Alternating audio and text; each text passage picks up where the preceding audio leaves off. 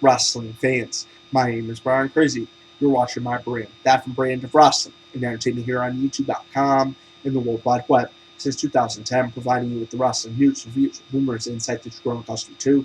And you saw the title of this video. I am back with my review of episode 1019 of the longest running weekly episodic television show in history.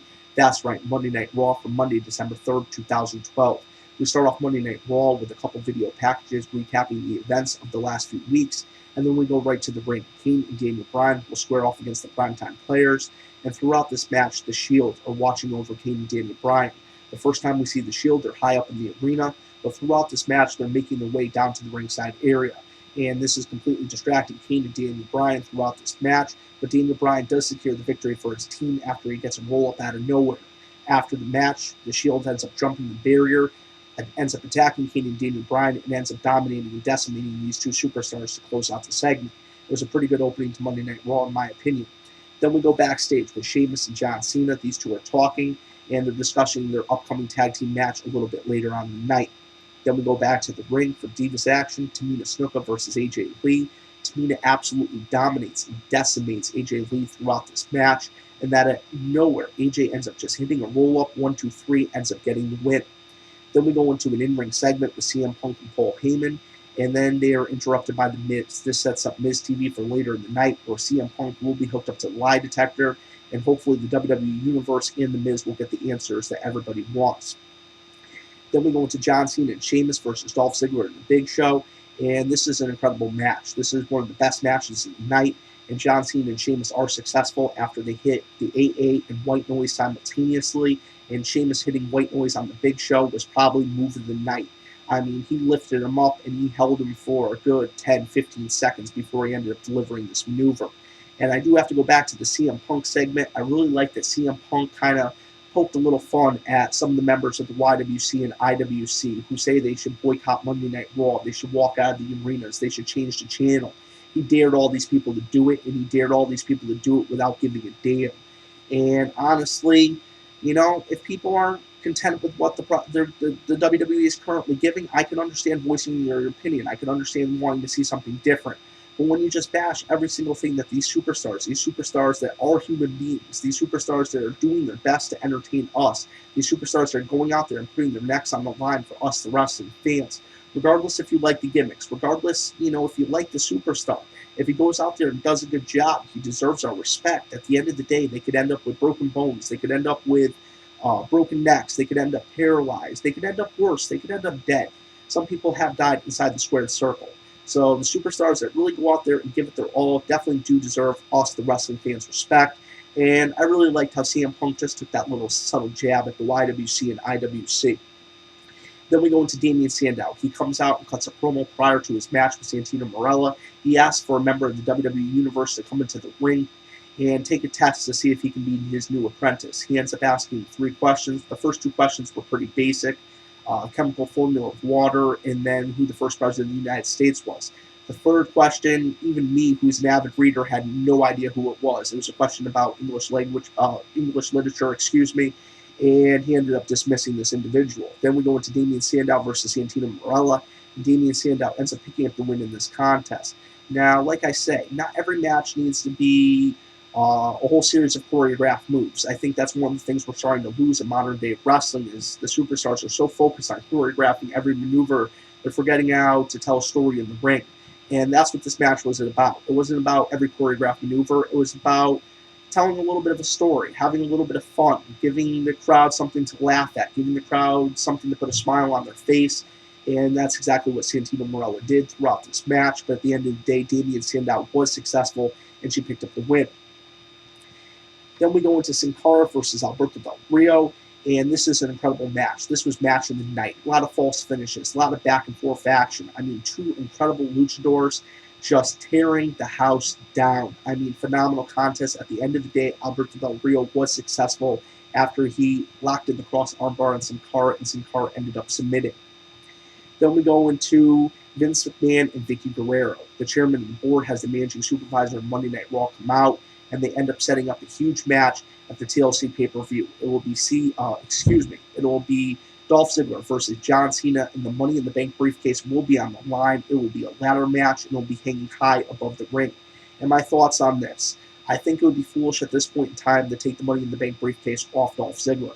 Now, from what I've heard, they really wanted this feud with John Cena to happen before Dolph Ziggler ends up cashing in.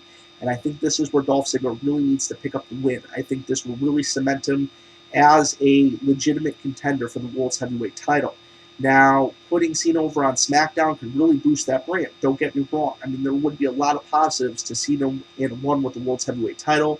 But in my opinion, in everything I read, I think, John Cena being involved with the CM Punk Rock storyline on Monday Night Raw is the way to go. And I think the world title should focus around Sheamus, Big Show, and possibly even Ryback. I honestly think, in my opinion, Ryback should have a run with the World's Heavyweight title before he ever gets a run with the WWE Championship.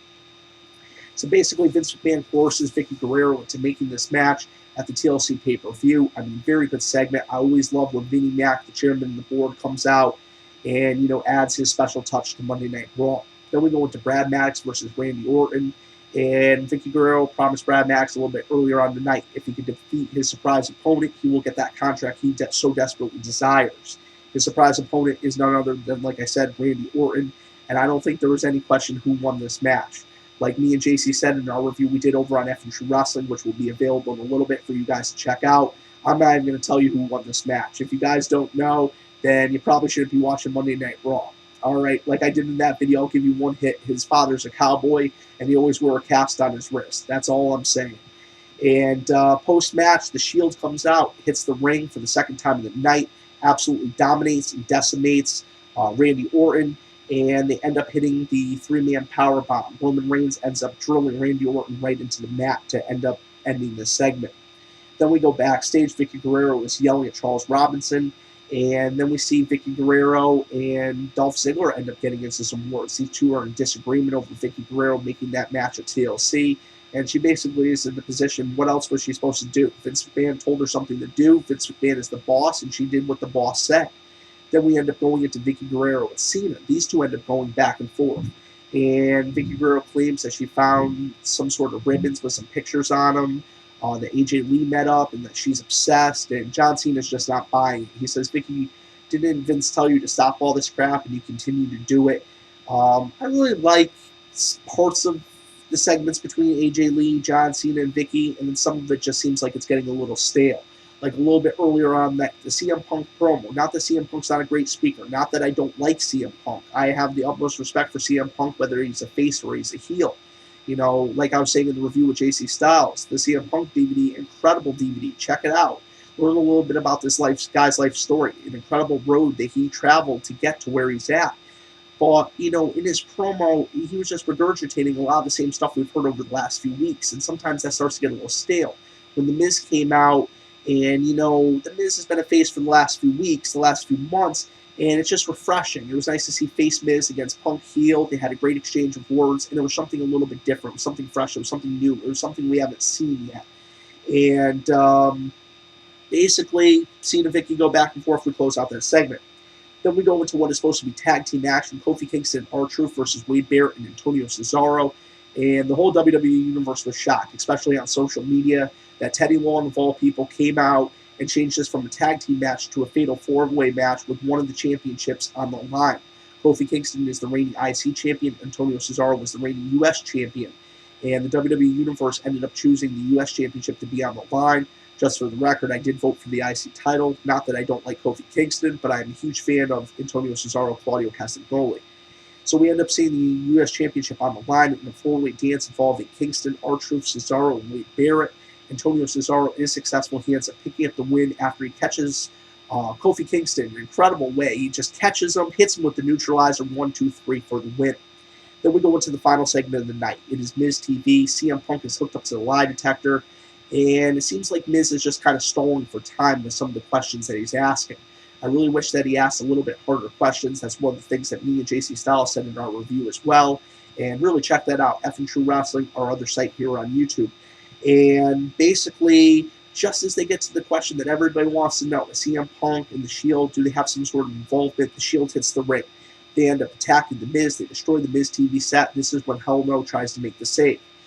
Team Hell No ends up getting beat down, and then Ryback comes out. All hell breaks loose. Then everybody seems to clear from the ringside area except for CM Punk and Ryback. Ryback ends up getting a ladder and a chair. He ends up hitting CM Punk with both those items. He ends up grabbing a table and ends up putting CM Punk through the table to end Monday Night Raw.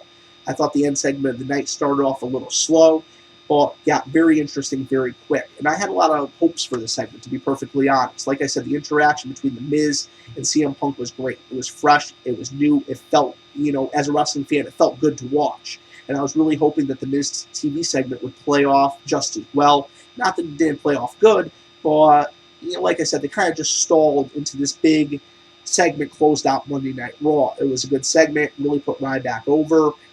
Really put the Shield over as these attackers that could attack at any point in time.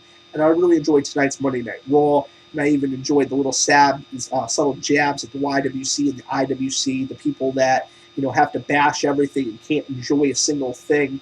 I think they really just got a little taste of what they deserve.